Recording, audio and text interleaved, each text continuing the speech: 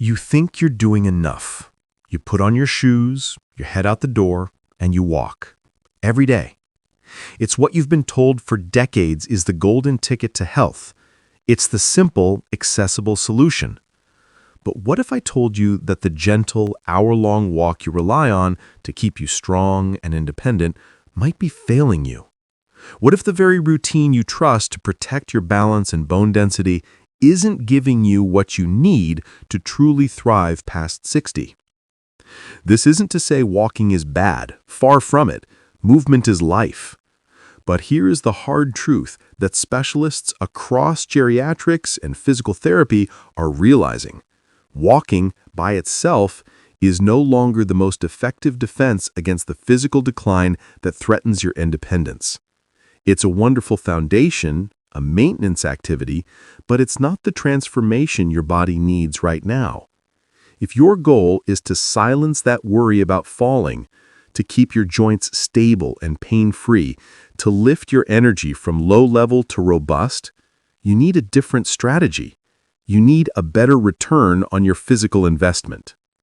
Now, why should you listen to me?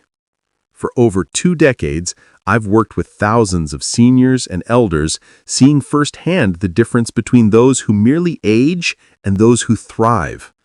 My perspective is informed not just by clinical practice, but by a deep immersion into the cutting-edge research from institutions like the National Institute on Aging and countless published studies on sarcopenia, age-related muscle loss, and balance kinematics.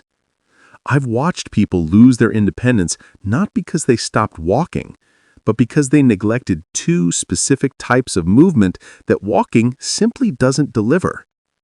In the next few minutes, I'm going to share with you 2 targeted exercises that are safer, simpler, and profoundly more effective at building the strength, stability, and energy you need to enjoy your family, chase your grandkids, travel the world, and absolutely, unequivocally, stay independent. If you stick with me until the very end, I'm going to reveal why these 2 movements are so powerful. They're often called the non-negotiables by leading longevity specialists, and how you can integrate them into your routine starting today with 0 cost. You will gain a clear, encouraging routine that replaces confusion with competence. And while we're on the subject of starting a new routine, let's connect. I want to know where in the world you're watching this from. Are you in a sunny spot in Florida, a bustling city in New York, or a peaceful town in the UK? Comment below with your city, your state. I read every comment, and it truly helps me understand the needs of this incredible community we're building. Also, if you know a loved one, a sibling, a friend, a parent who relies heavily on just walking for their health, please share this video with them. This information could be the difference between a minor stumble and the life-changing fall. If you care about staying strong, active, and healthy, don't wait.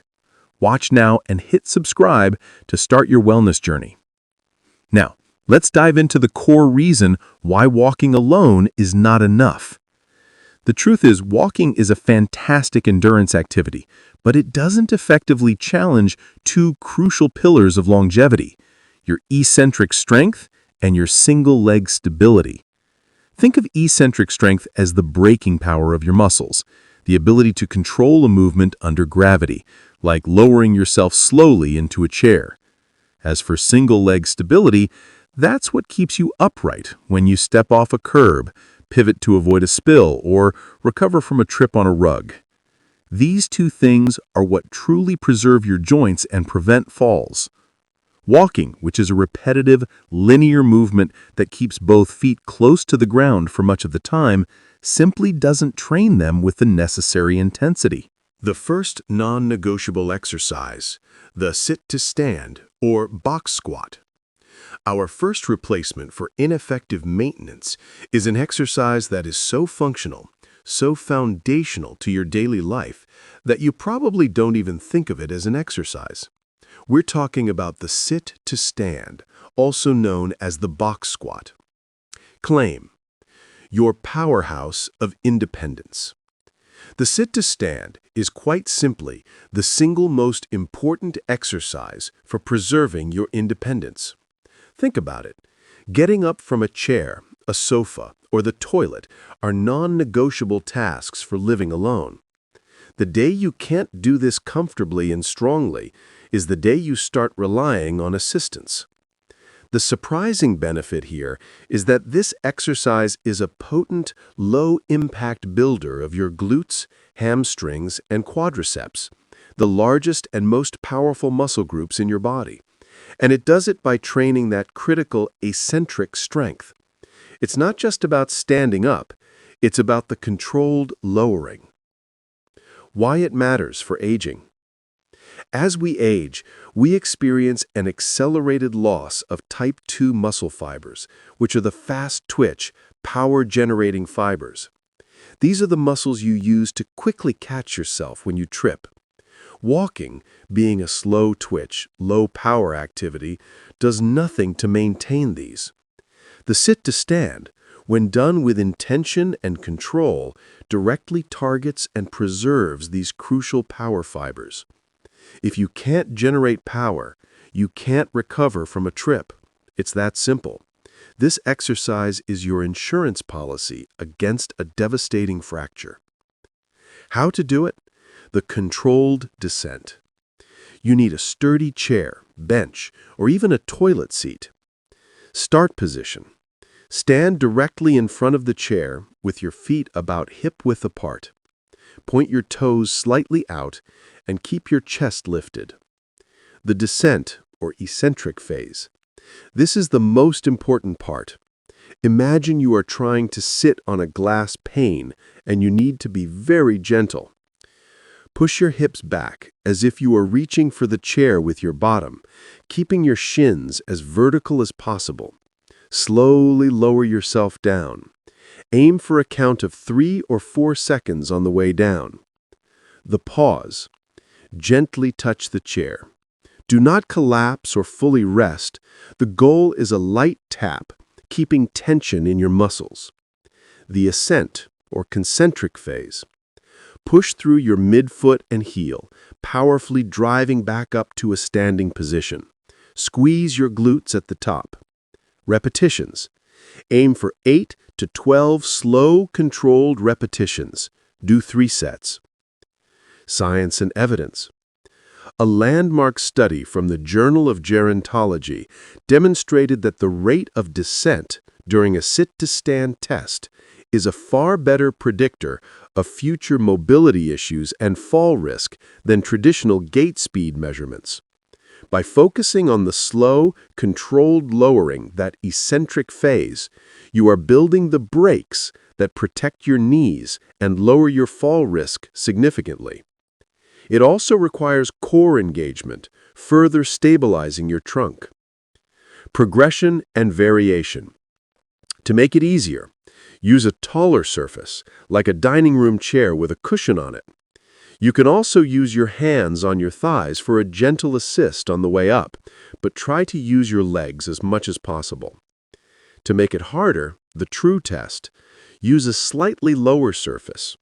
The ultimate progression is to challenge your stability by performing the stand-up without using your hands at all. If you can do 3 sets of 10 hand-free sit-to-stands from a standard chair, your lower body strength is excellent. This isn't just about strength, it's about the quality of your movement. Practice it 3 times a week, and you will feel the difference in everything you do, from gardening to simply getting out of bed. The second non-negotiable exercise is the supported single-leg stand. If the sit-to-stand is your engine for independence, then the second exercise, the supported single-leg stand, is your GPS for balance and joint longevity. This is the one you absolutely cannot skip. This exercise targets single-leg stability and proprioception, your body's awareness of where it is in space. The surprising truth here is that a single-leg stand isn't just about avoiding falls. It's a powerful tool for defending your joints against pain and degeneration. Most joint pain in the hips and knees isn't just about wear and tear. It's about the small, deep stabilizing muscles around the joint failing to do their job. When you shift your weight to one leg, you force the tiny, deep stabilizing muscles in your hip and foot to fire in a way that walking never does, locking your knee and hip into a safe, strong position. This is the difference between an ankle rolling or a knee buckling and your body gracefully absorbing a shift in weight. Why it matters for aging. Think about how many times a day you rely on single-leg stability, stepping up a stair, getting into a car, retrieving something from a high shelf, navigating an uneven path, or even putting on your pants. Your entire life is a series of single-leg moments. Research, particularly from Japan, has shown a stunning correlation. The inability to stand on one leg for longer than 20 seconds is a predictor of future stroke risk and cognitive decline. This simple test is a window into the health of your nervous system and your deep stabilizing muscle groups. We're not talking about just seconds here. We're talking about building resilience. How to do it? Build the foundation slowly.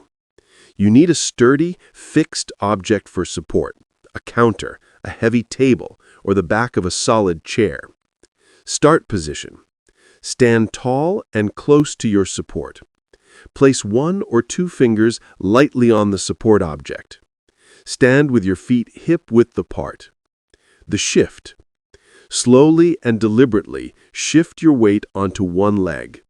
You should feel the muscles in your standing hip, the ones slightly behind your hip bone, engage. This is the crucial stabilizing force. The lift. Gently lift the opposite foot, bending the knee slightly. Do not let your lifted foot rest against the standing leg. The focus. Your goal is to make the support fingers optional. Keep your standing knee slightly soft, not locked out. Maintain a tall posture. Your eyes should be focused on a fixed point directly in front of you. Do not look down. The hold. Start by aiming for 10 to 15 seconds per leg. This is a practice of quality over duration. Once you can comfortably hold for 30 seconds with just one finger lightly on the support, you can move to the progression. Science and evidence. The single-leg stance test, or SLST, is one of the most reliable and widely used clinical assessments for balance. Studies repeatedly show that a decline in SLST time correlates directly with an increased risk of hip fracture in older adults. By practicing this, you are effectively strengthening your nervous system's command over your musculoskeletal system. You are training your body to have automatic, protective reflexes that prevent falls before they happen. Progression and variation. To make it easier, hold on to the support with your whole hand. Focus less on the time and more on the quality of the hold. If you wobble excessively, shorten the time and try to keep the standing foot completely stable. To make it harder, the ultimate progression, once you can comfortably hold for 30 seconds with only light fingertip support, reduce support. Remove your finger support and hold a few inches away from the object, ready to grab if needed. Add movement. Try gently moving the lifted leg, front, side, and back, without losing your balance on the standing leg. This forces the stabilizers to work harder. Close your eyes. This is the advanced step. When safe and ready, try closing your eyes for a few seconds. This markedly removes the visual input and forces your proprioceptive system to take over, dramatically improving your core and ankle stability. Incorporate the supported single-leg stand into your daily life. Do it while brushing your teeth, while waiting for the kettle to boil, or while watching the news. It takes zero dedicated time, and the results are profound. Building the resilience. Why this beats walking. So, let's bring it all together. Walking is a crucial, necessary activity for cardiovascular health and maintaining a basic level of mobility. I encourage you to keep walking. But when it comes to the specific targeted needs of the aging body, maintaining power, protecting joints, and ensuring stability, walking simply isn't specific enough. The sit-to-stand addresses the loss of power and functional strength needed to move against gravity, making getting up from low surfaces effortless, reducing strain on your knees, and boosting your metabolism because you're engaging your largest muscle groups. You get a massive benefit in 10 minutes that an hour of walking can't match. The supported single-leg stand addresses the loss of balance and stability, the #1 cause of serious injury in older adults. It is the most direct, efficient way to train your body's fall prevention system, strengthening the crucial stabilizing muscles that act as shock absorbers for your entire skeletal system. These two exercises, done correctly and consistently just 3 times a week, are not just additions to your routine. They are a fundamental transformation of your physical defense system. They are the non-negotiables that longevity experts endorse because they build the specific, measurable attributes that keep you out of the hospital and in the garden, on the golf course, or playing with your grandchildren. They move you from a maintenance mindset to a building and thriving mindset. They are the efficient, low-impact route to high-impact health benefits. The path to true independence. The fear of aging, the fear of losing your health or becoming a burden on your family is real and understandable. But I want you to replace that fear with confidence, and that confidence is built on small, consistent actions that deliver big results. You don't need expensive equipment, a gym membership, or hours of free time. You simply need a chair and a wall.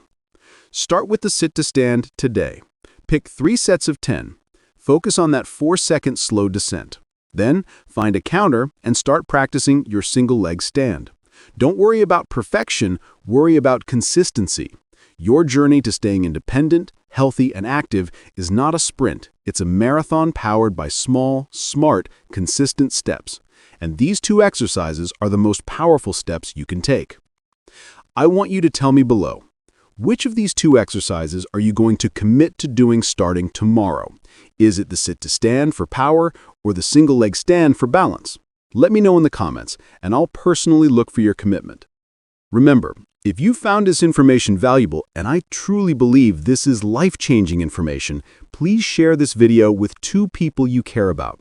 We are a community focused on thriving, not just surviving, and sharing knowledge is the best way we can help each other enjoy active, fulfilling lives.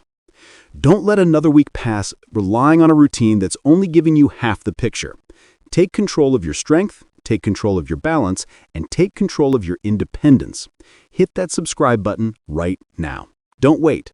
Join this community where we provide clear, encouraging, evidence-based guidance every single week to help you win the second half of life. I'll see you in the next video, ready to continue building a stronger, more resilient you.